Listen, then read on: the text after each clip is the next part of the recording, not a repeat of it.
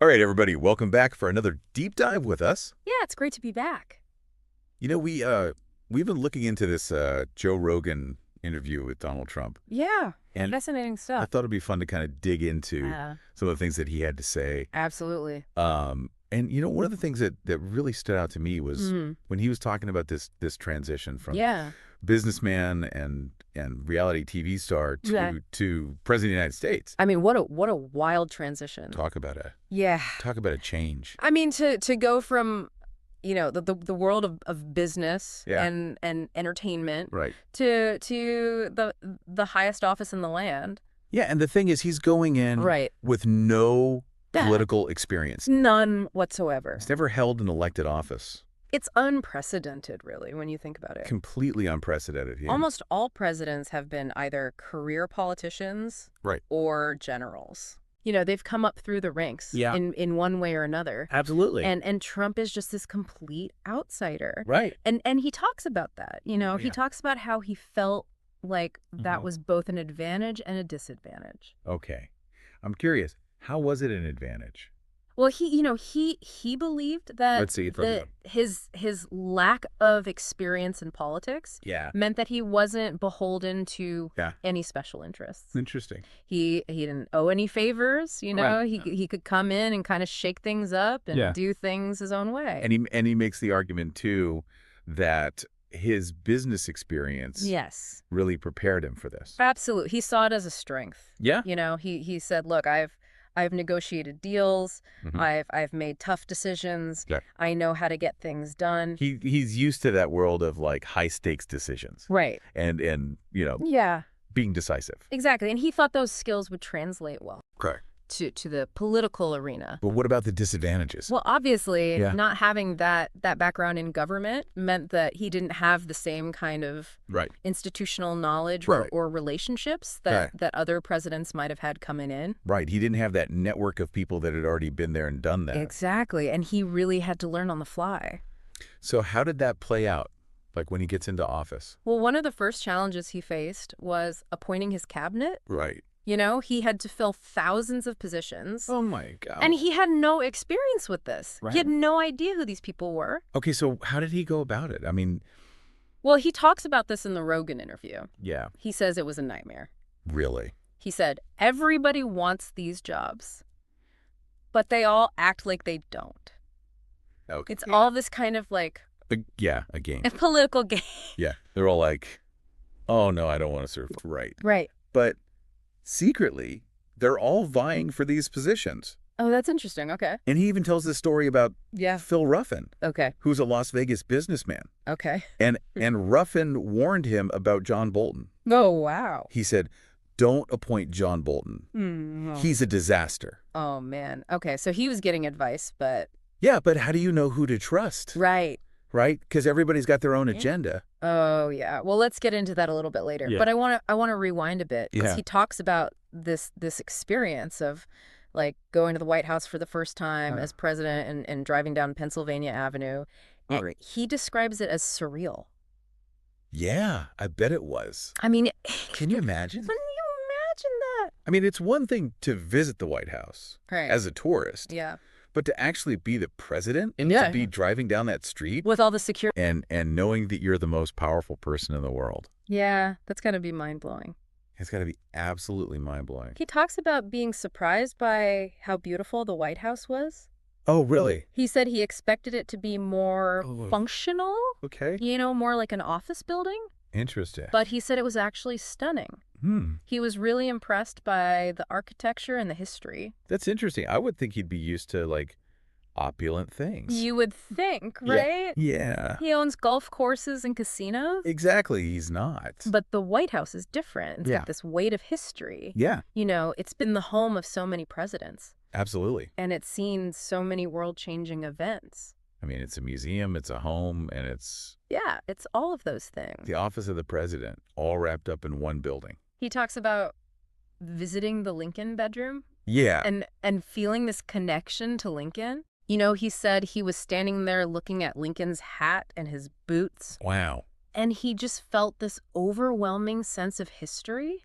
It's hard to even imagine that. I know, and he talks about how he, Yeah. he's not a very emotional guy, Okay. but he said he was really moved by that experience. He Mm. felt this weight of responsibility. Yeah, I can imagine. I mean, He's now following in the footsteps of these giants of history. right, and he's the one who's tasked with leading the country Exactly. at this moment in time. But it wasn't all on inspiration. Right. He also talks about feeling like he had two jobs. Two jobs. One was running the country, Okay. and the other was simply surviving. Surviving. It's a constant attack. So it sounds like that honeymoon period didn't last very long. No, it didn't. What made him feel like he was under attack? Well, he talks about how Okay. even before he took office, Mm. there was this sense that the media and the political establishment were Right. out to get him. All right, so he's kind of like Yeah. already in defense mode. Yeah, he felt like he was constantly being scrutinized, Right. criticized. And he had made some comments about the media too Oh, yeah. that weren't exactly He flattering. called them the enemy of the people, Oh, yeah. fake news, Oh. all that stuff. So I mean that probably didn't help the situation. No, probably not. Okay, so he's feeling under attack Yeah. and he's got this lack of political experience. Right. How does that impact his approach to governing? Well, that's a great question, and that's something we'll dig into more in the next part of our deep dive. I'm fascinated to hear more about that. Yeah, me too. So stay tuned, everybody. We'll be right back. Okay, so we left off talking about how Trump felt like he was under attack. Yeah, right from the get-go. Yeah, and you mentioned that quote. Oh, from the Washington Post. Yeah, the impeachment stuff starts. Yeah, I mean, that's pretty telling, that sets the tone for sure. right? I mean, he's not even in office yet, Yeah. and they're already talking about impeaching him. I mean, how do you even process that? It's got to be incredibly stressful. Yeah. I mean, imagine you're stepping into this job, Right. the most powerful job in the world. Yeah, with all these expectations. Right, and you're already facing this intense opposition. Yeah, and you're an outsider. You've never done this before. Exactly. So, how does that shape his approach to governing, Yeah. Does it make him more cautious? or more combative? More likely to rely on his instincts? Maybe he's less likely to seek counsel from Yeah. people who have more experience. Because he doesn't trust them? Right. He Yeah. I might see them as part of the problem. Yeah. I mean, it's a fascinating question. It is. And I think it's something that we can really only speculate about. Right, but I think it's worth considering Yeah, absolutely. because it might help us understand some of the decisions that he made. Okay, so let's try to get into his head a little bit. Okay. What do you think are some of the key factors that might have influenced his decision-making? Well, I think one factor is his personality. Yeah, I mean, we all know he's a very Yeah, he's a very strong personality. strong-willed. Very decisive. Yeah. He's not afraid to take risks. And he's not afraid of confrontation. right. He thrives on it. Yeah. And that can be both a good thing and a bad thing. Exactly. Yeah. You know, I Good mean, it can job. be very effective in certain situations, Right. but it can also lead to problems. Yeah, if you're not careful. Right. So I think that's one factor. Okay, what else? Well, another factor is his background as a businessman.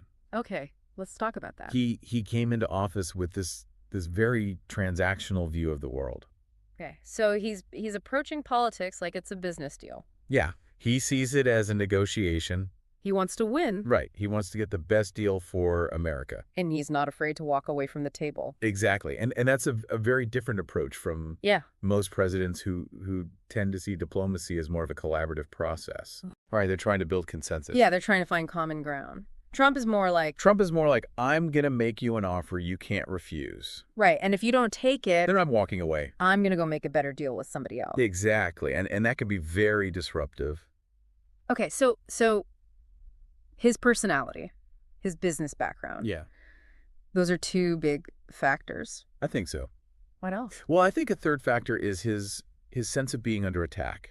Okay, so we're back to that. Yeah, I mean, I think that really shaped his worldview. Yeah, and his decision making Right. He felt like he was constantly being besieged by the media, by the Democrats. the deep state, Yeah, the deep But- state. all these forces that he saw as arrayed against him. Right, and that made him very distrustful Okay. and very quick to lash out. So he's always on the defensive, Yeah, he's always looking for threats. always looking for the next attack. Right, and that's not a good mindset for a president. Yeah. No, because you're not going to be making the best decisions if you're always feeling like you're under attack. Exactly. You're going to be making decisions based on fear and anger. Right, and not necessarily on what's best for the country. Exactly. So I think those are three key factors that really shaped Trump's presidency. Okay, so we've got his personality, Yeah. his business background, Right. and his sense of being under attack, Right. and how those things kind of interacted with each other Yeah. to influence his decisions. I think that's a really good way to think about it. And I think it's important to point out that Yeah. this is not meant to be Right. a psychological profile of Donald Trump. We're not trying to diagnose him. Right. We're just trying to understand Yeah. the forces that shaped his presidency. And how those forces might have influenced his decision making. Right. Because I think it's important to try to understand Yeah. why things happened the way they did. Absolutely. And I think this is a really good framework for doing that. Yeah. I think so too. Okay, so let's talk about some specific examples Okay. of how these factors played out in Trump's presidency. All right, so let's start with trade policy. Okay, because that was a big one. Yeah, he came in promising to shake things up. Right, he was going to renegotiate all these trade deals. Yeah, he called NAFTA a disaster. He said China was cheating us. Right. Uh, And he really took a very aggressive approach to trade. She slapped tariffs on goods from China. Right. And that started a trade war. Yeah, which some people argue was a good thing. And some people argue was a bad thing. Right. There's a lot of debate about that. Yeah, but I think it's a good example of how his Yeah. personality and his business background Right. really influenced his approach. So he's seeing this as a negotiation. Right. He's trying to get the best deal for America. He's not afraid to use leverage. Exactly. He's willing to play hardball. And he's not afraid to walk away from the table. Right. And that's a very different approach from Yep. previous presidents. Who are more willing to compromise. Right. They saw trade as more of a win-win situation. Right. They were trying to build relationships. Yeah, and Trump is like, I don't care about relationships. Right. I care about getting the best deal. And that's a very different mindset. It is. Okay. So trade policy is one example. What about foreign policy? Okay, yeah, let's talk about foreign policy. I mean, he really shook things up there too. Yeah, he took a very different approach to foreign policy. Yeah, he was very skeptical of traditional alliances. Of NATO. Yeah, he thought they were obsolete. He said they were ripping us off. Right, and he also questioned the value of There you go. international institutions like the UN. He didn't like multilateralism. He preferred bilateral deals. Right. He wanted to deal with countries one-on-one. Yeah, he thought that was the best way to get what he wanted. So he's applying that business mindset. Yeah, he's seeing foreign policy as a series of transactions. Right. And he's not afraid to break with precedent. Exactly. He doesn't care about what other presidents have done. He's going to do things his own way. Right. And that can be very disruptive. Yeah, it can also be very dangerous. It can. I mean, you're messing with some very delicate relationships. You are. And you're potentially creating a lot of instability. You could. So it's a very risky approach. It is, but I think it's also an example of how Yeah. his sense of being under attack Right. might have influenced his decision making. So he's seeing enemies everywhere. He's very suspicious of other countries. He doesn't trust them. He doesn't think they have America's best interests at heart. Right. And that's shaping his approach to foreign policy. Yeah, he's taking a very America first approach. Right. He's putting America's interests above all else. And he's not afraid to alienate allies. Or to start conflicts. Right. So I Yeah. think that's another important factor to consider. Okay, so we've talked about trade policy. Yeah. We've talked about foreign policy. What about domestic policy? Okay, yeah. I mean, there's a lot to unpack there. There is. But I think one of the most interesting things about Mm-hmm. Trump's approach to domestic policy Yeah. is that he really focused on Yeah. appealing to his base. Right. His core supporters. Yeah, the people who voted for him. Yeah, and he didn't really care Yeah. about reaching out to people who disagreed with him. He wasn't trying to build consensus. No, he No, was no. he was doubling down on his message. Yeah, and that was very effective in terms of Yeah. keeping his base energized, Absolutely. but it also made it very difficult to Yeah. get anything done yeah. because he alienated a lot of people. Yeah, and he didn't really have any interest in compromising. Right. So he was very much a A divider, not a uniter. exactly. Yeah. And I think that's a really important takeaway from his presidency. I agree. I mean, he showed that it's possible Mm-hmm. to win the presidency Right. without trying to appeal to a broad coalition of voters. You can win by just appealing to your base. Yeah, and that's a very dangerous precedent. It is, because Yeah. it leads to a very Yeah. divided country. Absolutely, and I think we're still seeing the effects of that today. Yeah. I mean, the country is more polarized than ever. It is. And I think Trump's presidency played a role in that. I think so too. Okay, so we've talked about trade policy, Yeah. foreign That's policy. your policy. I mean, we could go on and on, We could. but I think we've covered a lot of ground, I think so too. and I think we've really kind of Yeah. illustrated how Yeah. Trump's personality, Right. his business background, His sense of being under attack, right, all those things really shaped his presidency. exactly. And I think it's a fascinating case study It is, in leadership. yeah, and in the challenges of being an outsider, Yeah. Coming into a system that's very resistant to change. right, and trying to shake things up. Yeah. And sometimes that works. Sometimes it doesn't. And sometimes it creates more problems than it solves. Right, and I think that's a really important lesson I, for anyone who's thinking about yeah. running for office. Or trying to change the world. Yeah, I mean, you have to be very careful Yeah. about Yeah. how you go about it, You do. because you can end up doing more harm than good. Absolutely. All right, so we're going to take a quick break, Okay. and when we come back, we're going to talk about Yeah. some of the broader implications of Trump's presidency for the future of American politics. And for the country as a whole. So stay tuned, everybody. Yeah. Okay, so we've really dug into like Trump's personality and how his background shaped his presidency. Right. All those factors that kind of came together. Exactly. But I'm Yeah. curious, like what are the bigger lessons here? Yeah, that's a great question. Like what can we learn from this whole experience? Well, I think one thing that really stands out to me is just how divided the country is. Yeah, we talked about that a little bit.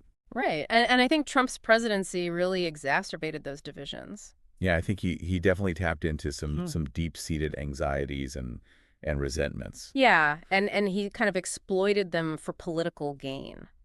And it's one thing to appeal to people's emotions Right. during a campaign. But it's another thing to actually govern that way. Right. I mean, you can't just Yeah. ignore half the country. You can't just demonize people who disagree with you. And I think that's one of the biggest challenges we face going forward. Yeah. How do we bridge these divides? How do we start talking to each other again? Yeah, how do we find common ground? It's easy to get caught up in the outrage Yeah. and the tribalism. The us versus them mentality. Right. like And that. it's hard to step back from that. Yeah, But I think it's essential if we want to move forward as a country. I agree. We have to find a way to Yeah. to have civil discourse Right, to disagree without being disagreeable. and to respect each other's opinions, even if we don't agree with them. I think that's a really important point. It's okay to disagree, Yeah. but we have to do it in a way that's constructive. And that's not easy. No, it's not easy, but I think it's necessary. Yeah. If we want to preserve our democracy. I think that's another important lesson from the Trump era. Okay. Democracy is fragile. It's not something we can take for granted. No, we have to work at it. We have to be vigilant We have to be willing to stand up for our values. and to hold our leaders accountable. Right, no matter who they are. And I think that's something that we all need to keep in mind, I agree. going forward. Yeah. It's easy to get complacent, Yeah, especially when things are going well. right? But we can't afford to be complacent. No, because the stakes are too high. Yeah. I mean, democracy is not a spectator sport. Right. It's something that we all have to participate in. We all have a role to play. And I think that's one of the biggest takeaways Yeah. from this whole experience. I think you're right. We can't just sit back and expect other people to fix things. Yeah, we have to be active participants in our democracy. And we have to be willing to fight for it. Absolutely. And it's not going to be easy. No, it's not. But it's worth it, Yeah, because the alternative is too terrible to contemplate. I agree. A world without democracy is a very dark place. Yeah. So let's not let that happen. Right. Let's all do our part to make sure that doesn't happen. Okay. And I think that's a good place to leave it. Yeah, I think so too. We've covered a lot of ground today. Yeah, we have. We've talked about Trump's personality, his background, His policies, the challenges he faced. and the lessons we can learn from his presidency. Right. And I think it's been a really fascinating conversation. I agree. So thank you for joining us on this deep dive. Yeah, thanks for having me. And we hope you'll join us again next time. Yeah, we'll be back with another deep dive soon. So until then, keep learning, keep questioning, and keep the conversation going. Take care, everybody.